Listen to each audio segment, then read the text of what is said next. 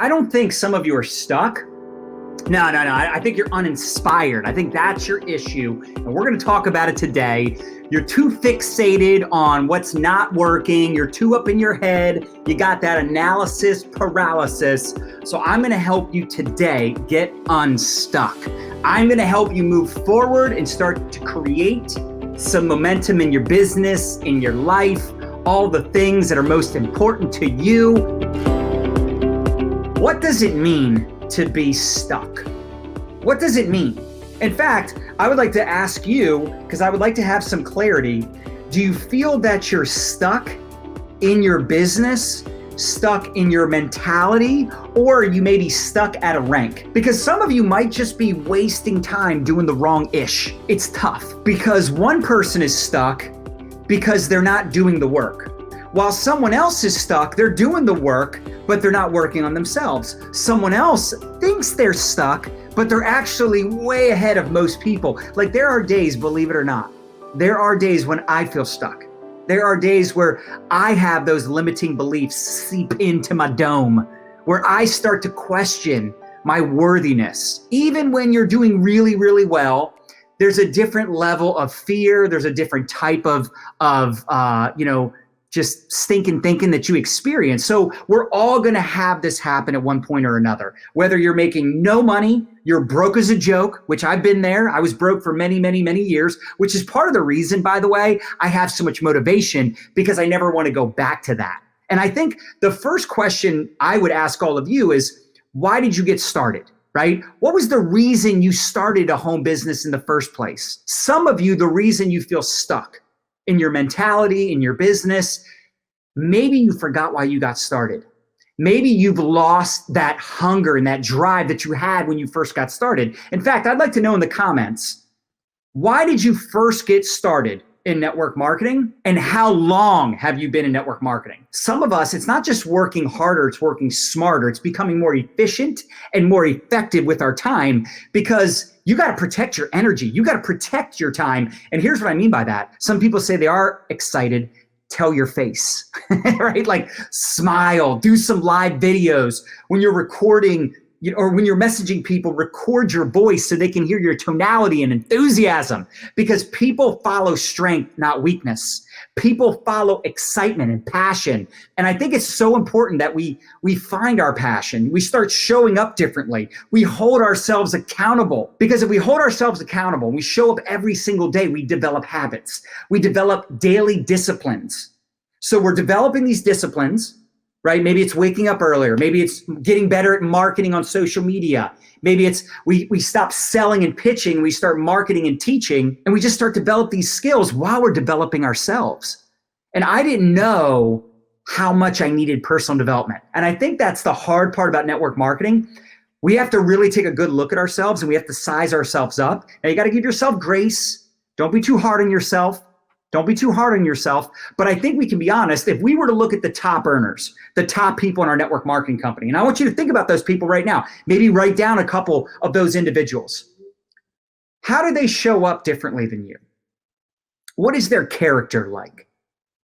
Are they a person of integrity? Are they a person that if they say they're going to do something, they do it? Do they show up with enthusiasm? Do they love what they do? And if you start thinking of those attributes and you think about yourself, do you have those same attributes? Are they great communicators? Are they great relationship builders? Are they massively consistent, like crazy, insanely consistent, right? They're showing up in the team chats. They're leading by example. They're ATMing their face off. They're doing the things, even when they don't feel like doing the things. You know, someone tells me they're stuck and I'm like, okay, how many people did you ATM this week? How many group chats did you do this week? How many people did you get on the Saturday team call? How many people did you enroll this week? How many new customers? How many referral posts did you have go up this week? And either they say they don't know, which means they're not treating it like a business, they're treating it like a hobby. And I love this quote. You want a filet mignon lifestyle, but you got hot dog habits. So let's start tracking our not just our personal activity, but also what are your numbers like on a daily, weekly, and monthly basis? Like I take a screenshot every night of my volume. Why? Because I want to know how much volume we did for the last 24 hours. Now you might say, well, John, my team isn't that big yet. I'm not at that point. How do you think I got here? Do you think I started tracking my numbers after we started killing it? Do you think I started tracking my follow-ups after we started doing well? Do you think I developed disciplines and daily routines after I started making a lot of money? The answer is obvious, but just in case it's not, the answer is no. I started with that mentality when I was part-time. If you can't build your business part-time, you ain't never going to be full-time. The whole like, well, if I was full-time. No, that's not true, because in network marketing, it's a team effort. It might not necessarily be creating a full-time income yet. That's the key word, yet. But you're building the foundation. It's like building a home. You got to lay the foundation first, brick by brick. Every customer, every new distributor, every single person that you're bringing into your business. A lot of them are going to be part-time. A lot of them are not going to be, all in, super serious. Like they're not going to watch a video like this. They're not going to be reading the books. They're not going to the company events. Like they're not that serious. So when you find someone that is serious, you got to be super grateful, super grateful. I realized real quickly that work ethic and determination can help you make a decent income. But if you want to make significant income, you got to leverage you.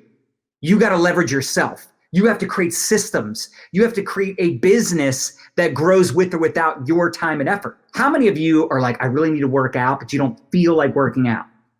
What I want you to do is just work out for 5 minutes. Watch what happens.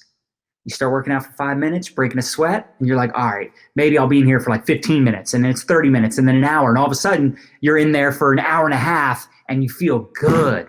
It's the same thing with ATMing, sending out prospecting messages, right? Doing your power hours, whatever it is, right? Doing your follow-ups. You just say, I'm going to follow up with 5 or 10 customers. I'm going to follow up with 5 or 10 people that I ATM. Real quick, I'm just going to sit down and get it done. And it's interesting how that law of inertia kicks in.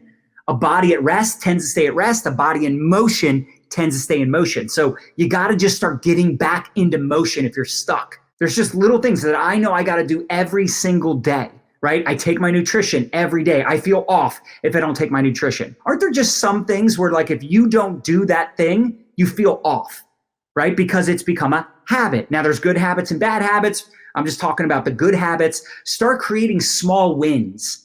Even if you add some things to your to-do list where you're like, why would I even put that on my to-do list? Right? Why would I even put that as a reminder in my phone? Because sometimes it's good just to have something you can check the box. I just want to have that reminder pop up because I know I'm going to do it, and then I can cross it off. Avoid distractions and negativity, especially during your power hours, especially when you're putting forth effort in your business. Like you need to have that undivided attention where nobody can mess with you, no distractions. I know some of us have kids and pets and whatever. We have our spouse that can drive us crazy, right? You got to say, listen, honey, love ya, but I need 60 minutes. I need 90 minutes. I need you to leave me alone, go entertain the kids. This is me time. This is my time to move my business forward. I need you to shush. Anyway, join a challenge, right? Join a video challenge or do a challenge with your team. Hire a coach. Maybe you invest in a course. Like, investing in yourself or making a commitment, doing something for 7 days, 14 days, doing something uncomfortable, something that's going to hold your feet to the fire. You can find something to stretch yourself, stretch your customers, stretch your network, your audience, your team. Find something that you're going to get commitment from your people, or you're going to commit yourself. You hire a coach, you invest $10,000 in a coach, or you invest $500 in a course. I guarantee you're going to have more motivation. I guarantee you're going to have more of a commitment because now you're investing. You're investing the money, you're investing the time. I know when I joined like a top level mastermind, or when I bought that $500 course, or when I committed to this challenge, or I knew I was going to this event, like it made me uncomfortable. So that's how I knew growth was on the other side of it. Growth is on the other side of discomfort. Sometimes, you know what you got to do? You got to get back to basics. You have got to get back to basics. You got to do what you did in the beginning.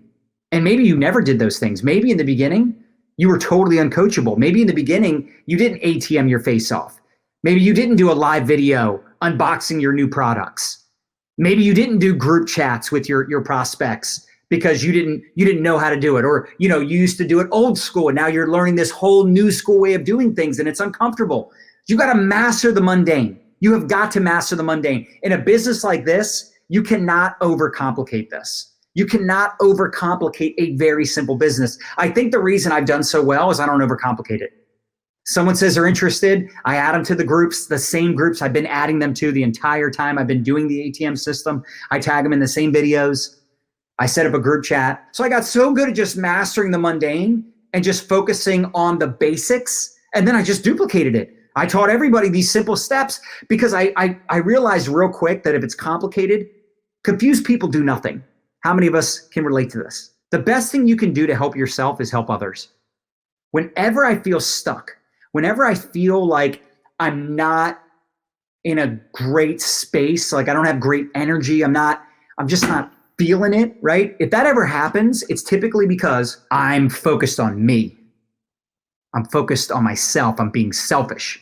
I'm not focusing on helping others. The reason I've been so successful, in my humble opinion, it's because obviously consistency, work ethic, relentlessness, all the things that are most important to be successful. But I think the biggest thing is we always have this giver's mindset. I'm like a firefighter. I'm a problem solver. The one thing that I've gotten really good at over the years is finding ways to solve problems, help people with their problems. They got a challenge. I step in, I step up, I do whatever I can to steer them in the right direction or give them the advice, or they're having trouble with it's a customer service issue. Like I'm putting them in touch with the right person to get that problem solved. Like I want to do whatever I can do to help my team, help my people. I think the sooner you realize that it's not about you and that it's actually about giving others the spotlight and it's highlighting them and it's putting them on a pedestal, it's recognizing what you want repeated, someone's doing the work, highlight that person, edify that person, give them a shout out. It does two things. One, it motivates them to keep doing it. Number two, think about all the people that want that recognition. They want that edification. So they're like, okay, I got to do what they're doing so I can get recognized like this person's getting recognized. It starts with you helping people, whether they're on your team or not, whether it's someone you know or don't know. Just start freaking helping other people. If you're stuck, it's because you're stuck in your own head and you're making it about you. And you're so worried to speak up and help someone else because you're selfish. And you can help other people. You have a miracle in your mouth. And people need to hear your story, your perspective. They need to hear your voice. You need to develop a vision for yourself, a vision for your business, for your future, for your life. What do you want life to look like? How many of you have a dream board? If you don't, you need one. Do you have a vision for who you want to become? Because you've got to have passion. But you can't have a passion for something if you don't have a vision for who you want to become and what you want to accomplish and what you want your life to look like. I think the reason I'm so disciplined and the reason I show up like I do is because I have so much gratitude for my business, for the people I work with. Like I put so much time and effort into my business in the early years and didn't really see the fruit. It took me 16 years to get to 6 figures a month. We've been through the ringer. But what kept us going? It's my passion for helping people. It's my passion for seeing other people win. And once I found out what I was like good at and what I loved doing, and it just became a thing that like I became addicted to, it became obsessed with. I mean, any successful person, they are obsessed. They are so passionate about what they do and how they're making an impact. Look, there's someone in your company that's winning. There's someone in your network marketing company that has built a magnificent business. Reach out to them, ask them for tips, ask them for help. And then, by the way, when they give you advice, when they share an idea, let them know that you're going to do the work and actually freaking do it, right? The easiest people to coach are the ones that actually do the work that we recommend. Those are the easiest people to work with.